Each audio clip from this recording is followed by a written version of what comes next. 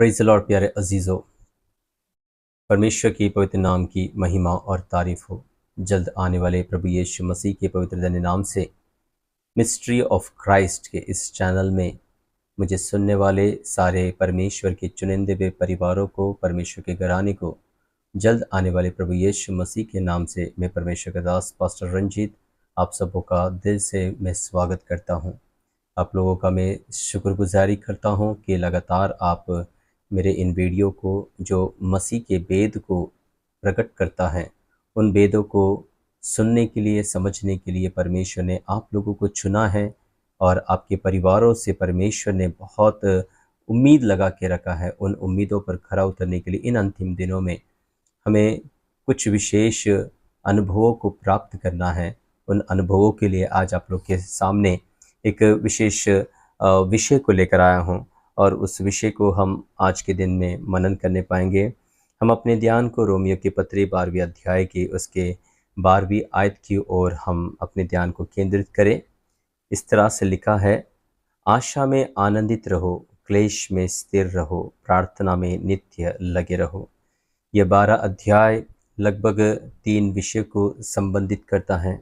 एक परमेश्वर के प्रति हमारे संबंध को, और दूसरा हमारे नए जन्म के प्रति हमारे संबंध को, और तीसरा हमारे नए जन्म के द्वारा दूसरों के प्रति हमारे संबंधों को यहाँ पर प्रकाशित करता है। अब 12वीं अध्याय की 12वीं आयत में नए जन्म के प्रति हमारे आत्मिक कर्तव्य को मैं आपके सामने रखना चाहूँगा। यहाँ 12वीं आयत में 3 विशेष मुद्दों को रखा गया है, हालांकि उसमें काफ़ी सारी बातें हैं, तो उनमें से केवल एक बातें मैं आपके सामने रखना चाहूँगा कि क्लेश में स्थिर रहो। वर्तमान के समय में यह बात हमें निश्चय बहुत ही प्रेरणादायक ठहराता है और हमारे उत्तरदायित्व को, हमारे कर्तव्य को, और एक प्रकार से पौलुस के माध्यम से प्रभु यीशु मसीह की ओर से मिलने वाला एक चेतावनी को भी हमारे सामने प्रकट करता है कि वो कहता है कि क्लेश में स्थिर रहो। क्या तात्पर्य है क्लेश में स्थिर रहने का? क्लेश में स्थिर रहना अनंत सुख की एक आशा का फल है। इस वर्तमान समय की सब विपत्तियों का मध्य में अनंत आनंद की आशा में सदैव स्थिर रहना चाहिए। मेरे प्रियो, वर्तमान का विपदाओं में और क्लेश शीघ्रता से हमारे जीवन से यह अंत हो जाएगा। वे अनंत नहीं है। जितने भी क्लेश हम यहाँ देखते हैं वे कुछ भी अनंत नहीं है। हमें इस बात पर आनंदित होना है कि प्रभु यीशु मसीह के द्वारा हम अनंत क्लेश से बचाए गए हैं और वहाँ से निकलकर हम अनंत आनंद के मार्ग पर हैं। हम एक ऐसे मसीह होने के नाते हम इस बात पर अधिक हमें जोर देना चाहिए। हम किस प्रकार से इन बातों को हम समझ पाएंगे कि मसीही लोग जो वर्तमान के समय में अधिक क्लेश को सहते जा रहे हैं, वो इस क्लेश में कैसे स्थिर रह पाएंगे? कई बार हम जब क्लेश में आते हैं और प्रार्थना करते, उपवास करते हैं, कईयों को प्रार्थना का विषय देते हैं, तब भी हमारा क्लेश समाप्ति की ओर दिखाई नहीं देता, वरुण वो और अधिक से अधिक बढ़ते चला जाता है। और कई बार हमें कई संदेशों को सुन के हमें इस प्रकार का भी एक अनुभव होता है कि कहीं मैं गलत तो नहीं हूँ, कहीं ईश्वर का प्रकोप तो नहीं है मेरे ऊपर। तो हम कैसे इस बात को समझ पाए कि ये जो वर्तमान का जो क्लेश जो पूरे भारत देश में, पूरी दुनिया में, यहाँ तक कि हम जिस क्षेत्र में रह रहे हैं, हम जिस चर्च में रह रहे हैं, उन चीज़ों में हम इस बात को, क्लेश को महसूस कर रहे हैं हर दिन। नाना तरीके से मीडिया से, व्हाट्सएप के द्वारा, न्यूज़पेपर के द्वारा, जहाँ देखो वहाँ मसीहों के ऊपर भयंकर क्लेश के ऊपर क्लेश आते जा रहे। कई सारे पास्टर्स लोग, कई सारे विश्वासी लोग आज भी परसिक्यूशन को झेल रहे हैं, सह रहे हैं। कई लोग जेल में हैं, कईयों का केस चल रहा है, कई परसिक्यूशन रिलीफ जैसे संस्थाएं उसमें काम भी कर रहे हैं, लेकिन तब भी ये परसिक्यूशन रुकने का नाम नहीं ले रहा है। कई लोग मौत के शिकार हो गए, कई लोग डर के शिकार हो गए, कई लोग अपने चर्चेस को बंदता के अनुभव में पाए जाते हैं। तो हम ये जो क्लेश जो हमारे ऊपर आ रहा है, हम कैसे उसको समझ पाए कि ये क्लेश मेरी गुनाह का सज़ा है या फिर मेरे मसीह में रहने का बेगुनाह का सबूत है? या तो गुनाह का सज़ा है या तो बेगुनाह का सबूत है।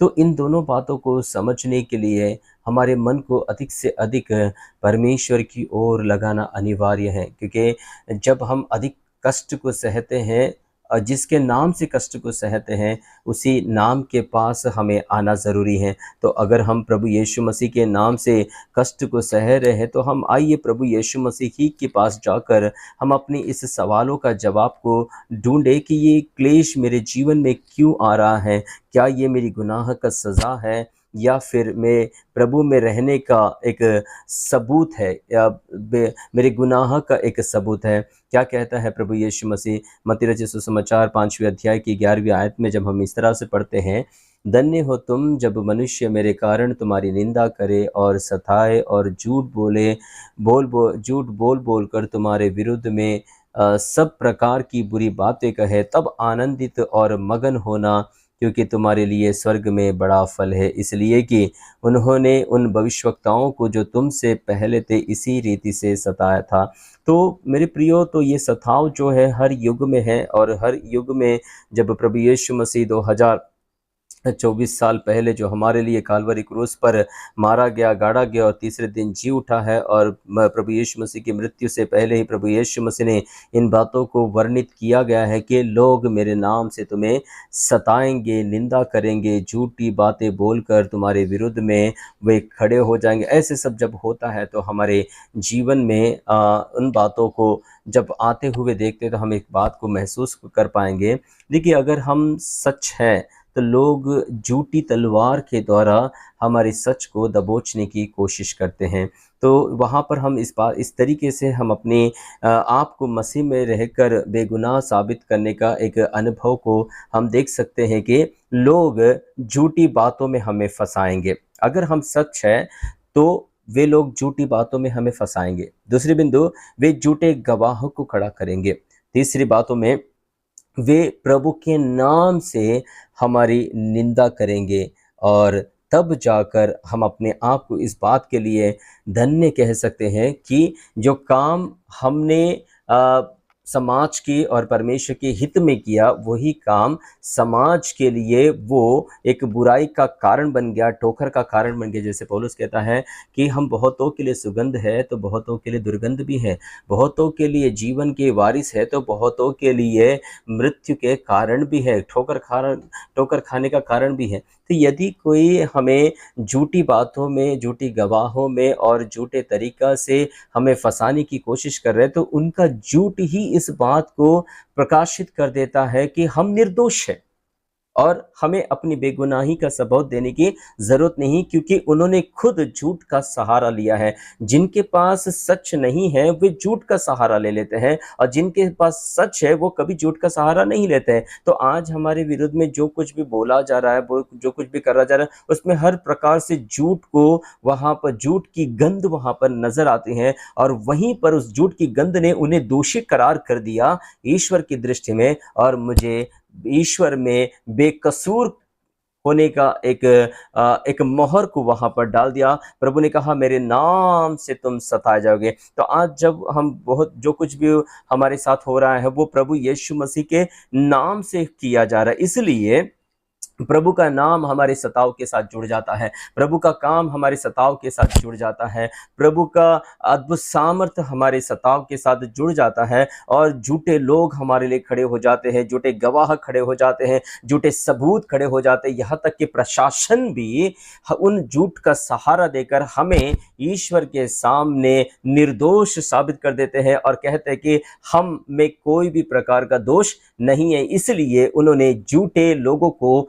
खड़ा कर दिया है। तब वचन लिखा हुआ है, तब आनंदित और मगन होना, क्योंकि तुम्हारे लिए स्वर्ग में बड़ा फल है। देखो, जब हम जो गलती कर कर पश्चाताप करें तो उसमें क्या बड़ाई की बात है, लेकिन जो गलती बिना ना करते हुए अगर उस सताव को सह रहे हैं जो उन्होंने नहीं किया है, परंतु उस ईश्वर के लिए, उस अगम्य राज्य के लिए जो अगर वो करता है, तो निश्चय उसके लिए एक आनंद की बात माना जा सकता है। मेरे प्रियो, में एक ऐसे इंसान को जानता हूँ जो मेरे प्रभु के बहुत करीब है और मेरे भी पहचान के बहुत करीब है। वह व्यक्ति उम्र के 72 साल के समय पर वो प्रभु के नाम से निंदित किया जाता है। प्रभु के नाम से क्लेश उठाता है, यहाँ तक कि अपने 72 उम्र में 3 महीने की कैद में भी वो जाकर पड़ गया। और प्राकृतिक उस कड़ी ठंड में और शारीरिक निर्बलता और कई बीमारियों के बीच में परिवारों की चिंताओं को लेते हुए भी उस कारावास को उस व्यक्ति ने सह लिया। तो उस समय पर भी वो व्यक्ति अपने आप को परमेश्वर के सम्मुख में इस बात को रखने के लिए पीछे हिचकिचाता नहीं है कि क्या यह क्लेश मेरी गुनाह का सजा है या फिर मेरे प्रभु में बने रहने का एक सबूत है। मेरे प्रियो, जब हम मसीह में रहकर मसीह के लिए हम कुछ करते हैं तो मसीह हमारे आंतरिक मनुष्यत्व में एक नया प्रकाशन देता है, एक नया बल देता है और कहता है मत डर, मैं तेरे संग हो, तू यहाँ वहां मत ताक, मैं तेरा परमेश्वर हो, मैं तुझे दृढ़ करूंगा, मैं तुझे अत्यंत अपने सामर्थ के द्वारा मैं तुझे स्थिर करूंगा। जब हम परमेश्वर में बने रहते हैं तो चाहे कितने भी गुनाह सामने वाला व्यक्ति हमारे ऊपर डालने की प्रयास क्यों ना करें, लेकिन उस समय पर हम अपने परमेश्वर के प्रति विश्वास योग्यता में हम बने रह सकते हैं। कुछ वचनों के साथ मैं आप लोगों के बीच में उन बातों को मैं रखना चाहूँगा। मेरे प्रियो, इस संसार में जितने प्रभु के नाम से जब सताए जाते हैं, उन सताए जाने के पीछे उनकी अंदर की जो एक भाव होता है वो संसार की भाव से अलग हो जाता है। क्योंकि प्रेरित पौलुस कहता है कि तुम तो पहले ईश्वर रहित थे, ईश्वर की प्रजा के पद से अलग थे, ईश्वर की योजना से अलग थे। लेकिन आज जो मसीह के नाम से सताव को सहते हैं वो इस बात को प्रकाशित करता है कि वो ईश्वर रहित नहीं है, हम ईश्वर के साथ में हैं, ईश्वर की योजना हमारे अंदर है, ईश्वर का भय, ईश्वर की भक्ति हमारे अंदर से आंतरिक मनुष्यत्व से वो परमेश्वर को बखान किया जाता है। जिस व्यक्ति के विषय में मैं आपके सामने रख रहा था, वो व्यक्ति का दोष यह था कि वो इस संसार में एक ईश्वर रहित होकर नहीं जी रहा था, जहां पर पूरे संसार में एक त्राही प्रकार का अपनी ही इच्छा के अनुसार जीवन बिताते हैं। लेकिन जो प्रभु यीशु मसीह को मानते हैं वो व्यक्ति प्रभु यीशु मसीह ही पर मन लगाकर वो जीवन को व्यतीत करता है और वो ईश्वर का भय मानता है, वो ईश्वर की भक्ति में लवलीन रहता है और अपने कामों में वो ईमानदारी रखता है, वो अन्याय से 1 रुपये भी कमाने की लालच नहीं रखता है और गलती ना होने पर भी कहीं गलती तो नहीं हो गई इस बात के लिए वो हर समय मन को फिराए रखता है। उस व्यक्ति को मैंने अक्सर यह बात कहते हुए सुना, मुझे मरने से डर नहीं है और ना ही मुझे जेल जाने से डर है। शत्रु चाहे कितने भी मुझ पर प्रहार क्यों ना करे, उन बातों की चिंता मुझे नहीं है। बस अगर मुझे चिंता है तो बस इस बात की है कि क्लेश के बहुतायत के कारण मैं कहीं भीतर से मेरी धैर्य टूट ना जाए, भीतर से मेरे परमेश्वर के प्रति जो मेरी समर्पण है उसमें कोई कमी ना आ जाए। देखिए, जब कोई व्यक्ति प्रभु के लिए संकट को सहता है तो वो अपनी मृत्यु की चिंता नहीं करता है, वो अपने प्राण की चिंता नहीं करता, क्योंकि प्रभु ने भी कहा है यदि कोई मेरे लिए अपना प्राण देगा तो निश्चय वो अपना प्राण बचा लेगा। एक सच्चा मसीह वही है जो अपने प्राण को बचाने की इच्छा नहीं रखता, क्योंकि उसका प्राण उसके हाथ में नहीं, उसका प्राण उसके स्वामी के हाथ में है, उस महान प्रभु यीशु मसीह के हाथ में है। हाँ, लेकिन यहाँ पर जो हमें डरने की एक जो बात यह है कि कहीं हम क्लेश के बहुतायत के कारण हम अपने धैर्य को ना खो दें, कहीं हम अपने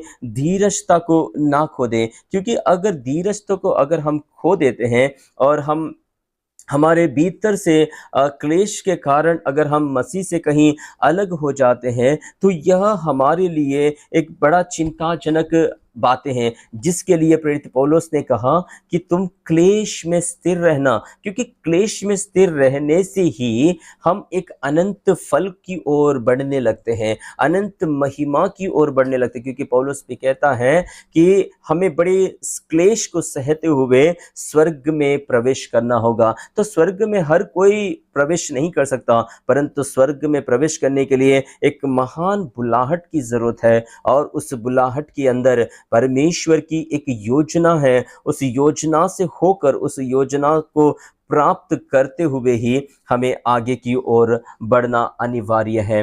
मैं आपको आपके ध्यान को इब्रानियों का किताब, इब्रानियों की पत्री, उसके 10वें अध्याय उसकी 35 आयत की ओर मैं आपके ध्यान को केंद्रित करना चाहूँगा।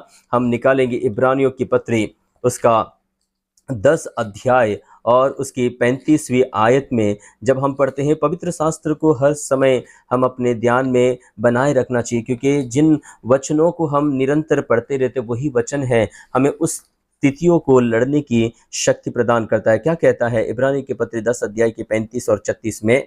इसलिए अपना हियाव ना छोड़ो, क्योंकि उसका प्रतिफल बड़ा है, क्योंकि तुम्हें धीरज धरना आवश्यक है, ताकि परमेश्वर की इच्छा को पूरी करके तुम प्रतिज्ञा का फल पाओ। इब्रानियों की पत्री का लेखक कहता है अपने हियाव नहीं छोड़ना। कब हियाव नहीं छोड़ना है?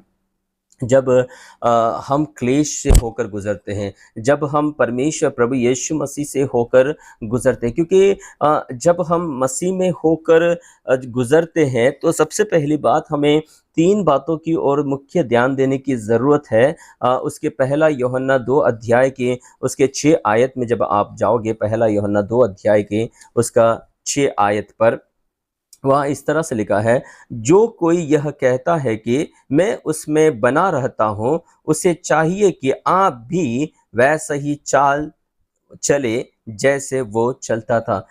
तो जब हमें मसीह के नाम से हम क्लेश को सहते हैं और मसीह में रहने का एक सबूत को हम इकट्ठा करते हैं और वो सबूत हमें बेगुनाह ठहराता है, तो उस क्लेश में जो हमारा मन हियाव से भरने के लिए या फिर हियाव चूकने से बचना है, तो सबसे पहले 3 बातों को वहां हमें देखना चाहिए। पहला यूहन्ना 2 अध्याय के उसके 6 आयत के अनुसार मैं मसीह में हूँ, है ना। तो सबसे पहली बात हमारे अंदर क्लेश को सहते समय जिस नाम से हम क्लेश को सह रहे हैं वो नाम हमारे अंदर है। अगर वो नाम हमारे अंदर है तो ये क्लेश सच में मसीह के लिए है। लेकिन क्लेश सहते समय अगर मसीह में मैं नहीं हूं, जैसे मैंने अभी यहाँ पर पहला यूहन्ना के उसके 2 अध्याय के उसके 6 आयत में जैसे पढ़ा कि जो कोई यह कहता है कि मैं उसमें बना रहता हूँ, मैं बना रहता हूँ। प्रभु यीशु मसीह ने भी कहा कि जो डाली मुझसे जुड़ी ना रहेगी वो अपने आप में प्रतिफल नहीं ला सकता है। तो हर क्लेश के अंदर हमें इस बात को जांचना होता है, मसीह में हूँ, मैं मसीह में हूँ, पहली बात। दूसरी बात, मसीह के समान होने के लिए हूँ, मैं मसीह के समान होने के लिए हूं। और तीसरी बात, मसीह के लिए ही होने पर हूं मैं, मसीह के लिए ही होने पर हूं मैं। तो ये 3 बिंदु, एक मसीह में हूं, दूसरा मसीह के समान होने के लिए हूं, और तीसरा मसीह के लिए ही होने को हूं। इस वजह से मैं प्रभु यीशु मसीह के धन्य नाम से मैं क्लेश को सहता हूं। तो जब प्रभु यीशु मसीह ने कहा कि तुम मेरे नाम से क्लेश को सहोगे, तो जरूरी है मैं मसीह में हूं, और दूसरा मैं मसीह के समान होने के लिए हूं, और तीसरा मैं मसीह के लिए ही हूं। तो यह बात जब हम उस क्लेश में प्रकाशित करते हैं, तब मेरे प्रियो अजीजों, यशाया 53 के 10वें आयत में लिखा है, जब मैं मसीह में हूं तो मसीह के समान होने के लिए, अर्थात मसीह जब परमेश्वर में है था, तो मसीह का कहना है कि मेरा भोजन यही है कि मैं अपने परमेश्वर की इच्छाओं को मैं पूरा करूं। तो मतलब क्या है, जब मैं मसीह में हूं और मसीह के नाम से जब मैं क्लेश को सहता हूं, तो वहां पर परमेश्वर की इच्छा वहां पर जाहिर किया जाता है, जो यशाया 53 के 10वीं आयत में जब हम पढ़ते हैं। निश्चय देखो, पवित्र शास्त्र संपूर्ण तरीके से परमेश्वर की प्रेरणा से लिखी गई है, तो उसी प्रेरणा से जब हम चलते हैं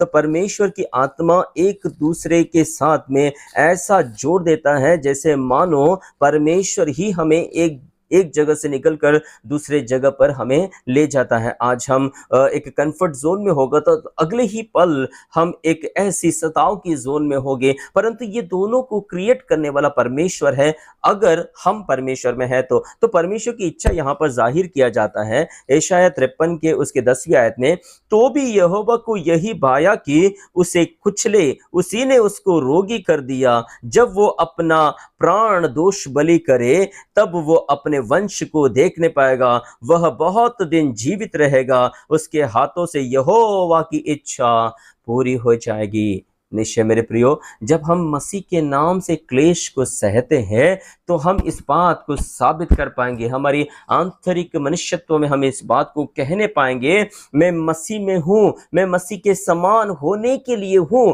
मैं मसीह के लिए ही होने पर हूं। तो यहां पर जब हम परमेश्वर की इच्छाओं में भी क्या हो जाते हैं, सम्मिलित हो जाते हैं, और उस सम्मिलित के अंदर परमेश्वर कहता है उसी को ही यह भाया कि हम इस दौर से होकर गुजरे। तो जब हम इस दौर से होकर गुजरते हैं तो हमारे अंदर 3 बातों के प्रति हमें दृढ़ होना चाहिए। देखिएगा, जब आप इब्रानियों के पत्री 10 अध्याय की उसकी 35 आयत में जब हमने पढ़ा कि तुम अपने हियाव को ना छोड़ना, तो हमारा हियाव जब क्लेश में से होकर गुजरते हैं तो कहां कहां हम अपने हियाव को नहीं छोड़ना चाहिए। तो सबसे पहले आप आइएगा मेरे साथ में मरकुस रचित सुसमाचार, आप भी मेरे साथ बाइबल को ले लीजिएगा, क्योंकि बाइबल एक प्रकार से परमेश्वर अपनी योजनाओं के साथ हमें सम्मिलित करते हुए उस योजना को हमें समझाने का प्रयास करते हैं। क्योंकि जब हम वचन को पढ़ते हैं, वचन को सुनते हैं, तो पवित्र आत्मा हमारे अंदर से उन तमाम प्रकाशनों को लेकर आता है। तो उस प्रकाशनों के साथ जब हम परमेश्वर के वचन के ऊपर ध्यान देते हैं तो वो वचन हमसे बातचीत करने लगता है। तो देखिएगा, हम कहां कहां अपनी हियाव को संभाल के रखना है, हियाव को छोड़ना नहीं है। मरकुस रचित सुसमाचार उसके 13 अध्याय के उसके 9 आयत में जब हम जाएंगे तब वहां पर इस तरह से लिखा हुआ है, परंतु तुम अपने विषय में चौकस रहो, क्योंकि लोग तुम्हें महासभाओं में सौंपेंगे और तुम पंचायतों में पीटे जाओगे और मेरे कारण हाकिमों और राजाओं के आगे खड़े किए जाओगे ताकि उनके लिए गवाही हो। तो हमारा ये जो क्लेश है परमेश्वर के सामने हमें गवाह का खड़ा कर देता, क्योंकि प्रभु यीशु मसीह ने कहा कि जब पवित्र आत्मा तुम पर उतर आएगा तो तुम परमेश्वर के लिए गवाह बनोगे। तो गवाह में हम जब क्लेश में होकर गुजरते हैं तो लिखा है कि हमें महासभाओं में सौंपे जाएंगे, पंचायतों में खड़ा किया जाएगा, हाकिमों के सामने खड़ा किया जाएगा। तो वहां पर हमें परमेश्वर के नाम की गवाह होना है। तो जहां गवाह होना है तो वहां पर जरूरी है मेरे प्रियो कि हम अपने आप को वहां पर हियाव से बांधे रखें। तो हियाव से बांधे रखना है, तो जैसे मैंने पिछले इसमें बिंदु में कहा था, पहला यूहन्ना 2:6 में, मैं मसीह में हूं, मैं मसीह में होने के लिए हूं और मैं मसीह के लिए ही हूं। तो मसीह के लिए ही सब कुछ है। जैसे प्रेरित पौलुस भी कहता है, मैं चाहे जीऊं या फिर मैं चाहे मर जाऊं, परंतु मुझ में से मसीह दिखना चाहिए। तो मेरे क्लेश के अंदर से जब मसीह दिखता है तो मैं सबसे पहले मरकुस रचित सुसमाचार 13 अध्याय के 9 आयत के अनुसार मैं जब हाकिमों के सामने, वकीलों के सामने, जज के सामने और तमाम प्रकार के अधिकारियों के सामने जब खड़ा रहूंगा तो मैं अपने विश्वास से ना भटकूंगा, अपने विश्वास से ना हटूंगा, क्योंकि यही विश्वास इस बात को प्रकाशित करता है कि मैं निर्दोष हूं। किसके सामने?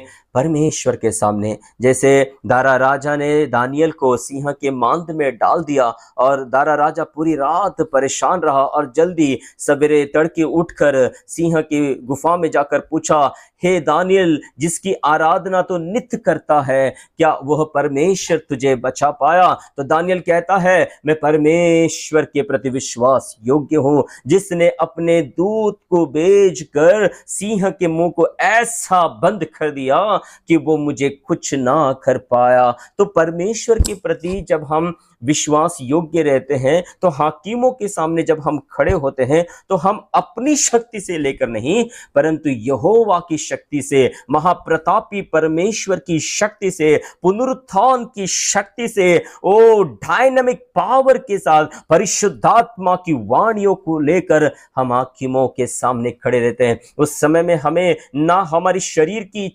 चिंता है, ना हमारी प्राण की चिंता है। अगर चिंता है तो सिर्फ इस बात की कहीं हमारा हियाव जो मसीह में है वो कहीं टूट ना जाए। अगर हम ईश्वर के प्रति ईमानदार हैं तो ईश्वर हमारी हियाव को पकड़े रहने के लिए अपनी महान शक्ति को प्रकट करता है। तो सबसे पहली बात मरकुस 13:9 के अनुसार हमें हाकिमों के सामने अपने हियाव को संभाल के रखना है। दूसरी बिंदु में जब जाएंगे तो पहला यूहन्ना उसके दूसरा अध्याय और उसकी 28वीं आयत के अनुसार हम इस प्रकार से दूसरी बिंदु को हम देख पाएंगे।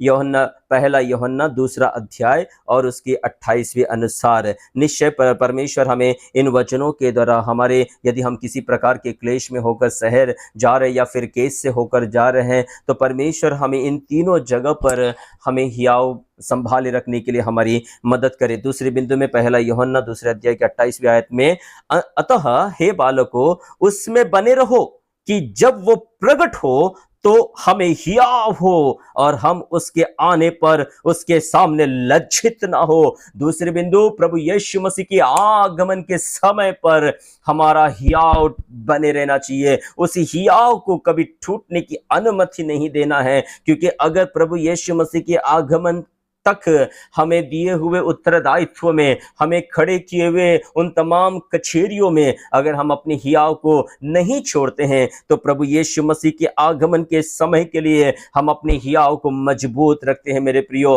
क्योंकि हमारा प्रयास यही है मसीह के वेद को पहचानना। पौलुस कहता है, मैं तेरे मृत्युंजय को जानना चाहता हूं, मैं तेरे मृत्यु से जी उठने की अनुभव को, सामर्थ को मैं पहचानना चाहता हूं। कैसे एक व्यक्ति अपने तकलीफों में भी मसीह में बने रह सकता है, कैसे मसीह के नाम से अपने आप को मसीह की पुनरागमन के लिए हियाव को बांधे रख सकता है। ये वचन को कतई ना छोड़ेगा। ये वचन आज हमें और आपको परमेश्वर की ओर से हियाव देने पर लिखा है, अतः हे बालकों उसमें बने रहो कि जब वो प्रकट हो तो हमें हियाव हो। देखो, अगर हम उसमें बने रहते हैं, क्लेश में हम जब उसमें बने रहते हैं तो ही हम उसमें हियाव को प्राप्त कर पाते हैं। बस इसी बात का एक डर हमारे अंदर होना चाहिए, कहीं मैं उससे चूक तो नहीं गया, कहीं मैं उससे हट तो नहीं गया, क्लेश की बहुतायत के कारण मेरा मन डर तो नहीं गया, मेरा विश्वास डगमगा तो नहीं गया, क्योंकि अगर मैं उसमें रहूंगा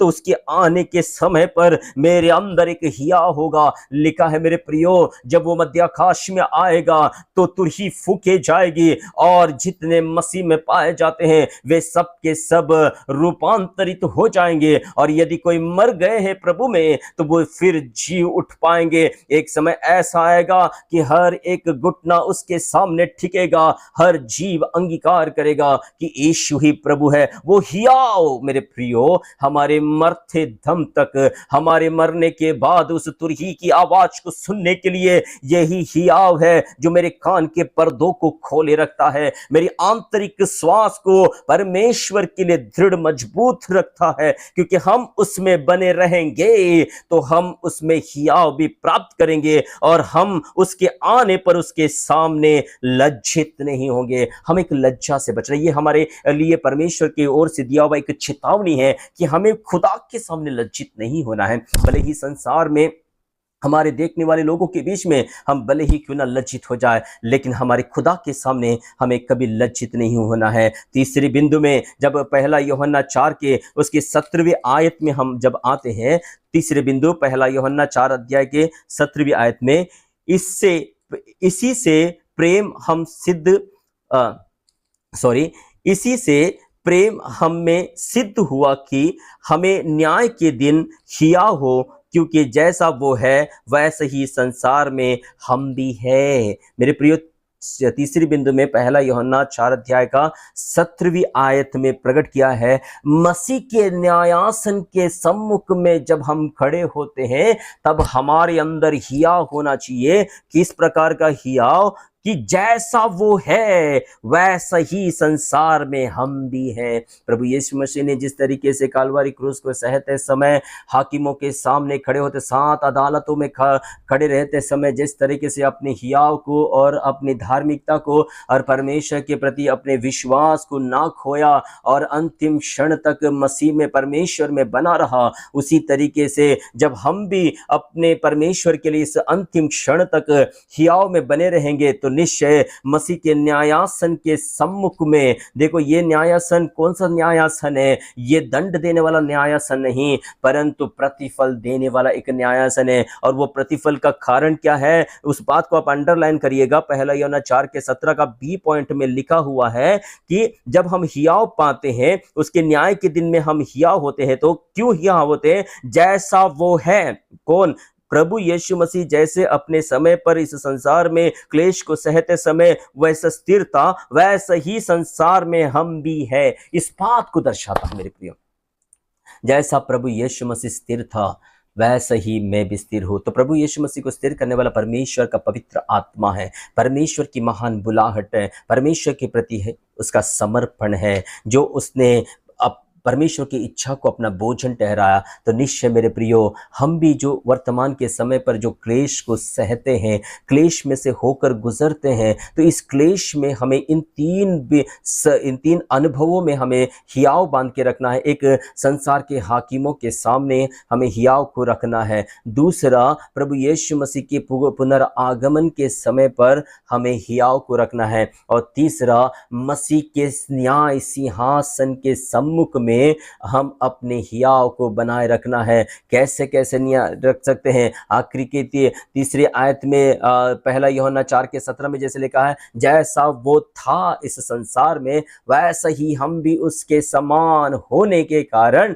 मसीह के न्याय सिंहासन के सम्मुख में हम हियाव रख सकते हैं। तो मेरे प्रियो, हम दिन प्रतिदिन जब क्लेश से होकर गुजरते हैं या फिर आनंद से होकर गुजरते हैं, तो बस एक ही कारण है, जैसा मसीह था वैसा ही इस संसार में हम भी होने के कारण हम अब दंड पाने के लिए नहीं, परंतु अब परमेश्वर की ओर से आशीष पाने के लिए हम इन अनुभवों को प्राप्त करते हैं। और जब जीवन में जब क्लेश आता है तो एक बात याद रखिएगा, जिस तरीके से परमेश्वर ने आयुब के जीवन में क्लेश लाते समय शैतान की सीमाओं को नाप तोल कर दिया गया था, उसी तरीके से जब हम भी सताव से होकर गुजरते हैं तो ईश्वर हमारे भी क्लेश को नाप तोल कर हम सामने वाले के हाथ में दिया जाता है, क्योंकि वो हमारी सृष्टि जानता है, वो हमारी क्षमता जानता है, वो हमारे मनों को भी जानता है, वो हमारी बुलाहट को जानता है, वो हमारे जीवन को जानता है। इन सभी बातों को जानते हुए ही परमेश्वर हमें एक क्लेश होकर गुजरता है, क्योंकि क्लेश हमें एक अनंत सुख की ओर ले जाता है, एक अनंत फल की ओर लेकर जाता है। इसलिए मुझे सुनने वाले और प्रभु यीशु मसीह के धन्य नाम से क्लेश को सहने वाले, आप सभी धन्य हो, आप सभी धन्य हो, क्योंकि लिखा है, हम अगर मसीह में हैं तो मसीह के नाम से हम सताए जाते हैं। अगर मसीह के नाम से सताए जाते हैं तो याद रखिएगा, हम मसीह में होने के लिए सताए जा रहे हैं, हम मसीह के समान होने हैं तो सताए जा रहे हैं, हम मसीह के लिए ही सताए जा रहे हैं। जब सब कुछ मसीह के लिए ही है तो हम कहाँ रहे मेरे प्रियो? हम तो मसीह में छिप गए। जिसने कहा, जो कोई मेरे पीछे आना चाहता है वो अपना क्रूस उठाकर मेरे पीछे चले, क्योंकि तुम मसीह में जब मर चुके हो तो अपने आप को ऊपर की वस्तुओं की ओर ध्यान लगा। ऊपर हमारे लिए एक स्वर्गीय धन रखा हुआ है, एक स्वर्गीय मिराज रखी हुई है, एक स्वर्गीय महिमा रखा हुआ है, एक स्वर्गीय जीवन रखा हुआ है। प्रभु कहता है, मैं चाहता हूं कि तुम वहां रहो जहां मैं रहता हूं। मेरे प्रियो, हमारा ये क्लेश भले ही इस संसार में हमें आंसुओं के साथ गुजरना होगा, लेकिन अंत में एक बड़ा आनंद हमारा इंतजार कर रहा है। कितने लोग इस वचन के द्वारा अपने वर्तमान के क्लेश के लिए प्रभु को धन्यवाद करने के लिए तैयार है, क्योंकि यह क्लेश मुझे मसीह के लिए तैयार कर रहा है। मैं मसीह में हूँ, इस बात को तैयार कर रहा है। मैं मसीह के समान बनने के लिए मुझे तैयार करे। जैसे पौलुस कहता है, मैं तुम्हारे लिए जच्चा किसी पीड़ा सहता हूँ, जब तक कि तुम में मसीह का रूप ना आ जाए। मेरे प्रियो, ये क्लेश दिन प्रतिदिन हमारे विश्वास को एक रूप देता है, हमारी प्रार्थना को एक रूप देता है, हमारी बुलाहट को एक रूप देता है। हमारे आने वाले पीढ़ियों के लिए हमें परमेश्वर एक इतिहास बनाना चाहता है। कितने लोग इतिहास बनना चाहते हैं, कितने लोग परमेश्वर के नाम की महिमा के लिए, अपने बाल बच्चों के लिए एक आशीष का कारण बनना चाहते हैं, एक मिशनरी होने का कारण बनना चाहते हैं, एक परमेश्वर की उस पवित्र मुकुट को प्राप्त करने के लिए कारण बनना चाहते हैं। अगर ऐसा है तो आइए अपने आप को समर्पित करें। वर्तमान का क्लेश चाहे कितना भी गहरा क्यों ना हो, परंतु वो स्वर्गीय महिमा से कम ही है। मेरे प्रियो, उस महिमा के लिए हम अपने आप को तैयार करने पाए। परमेश्वर इन वचनों के साथ आपको परमेश्वर में स्थिर करे और आपकी बुलाहट को परमेश्वर एक अच्छी दिशा देने पाए, जिससे हम परमेश्वर के कहला सकें। ईश्वर इन वचनों के साथ आप सबको बहुत आयत के साथ आशीष करे। मैं परमेश्वर के दास पास्टर रंजीत एक बार फिर से आप सबों का धन्यवाद करता। अब तक आप मुझे सुनते रहे, सुने हुए वचन के आधार पर परिशुद्ध आत्मा बहुत आयत के साथ आपके जीवन में, आपके बुलाहट में, आपके कलीसिया में, आपके परिवार में ईश्वर की इच्छा पूरी करे। यीशु प्रभु के नाम से मानते हैं, इसे सुंदर कबूल कर पिताजी, आमीन। Thank you everyone, praise the Lord.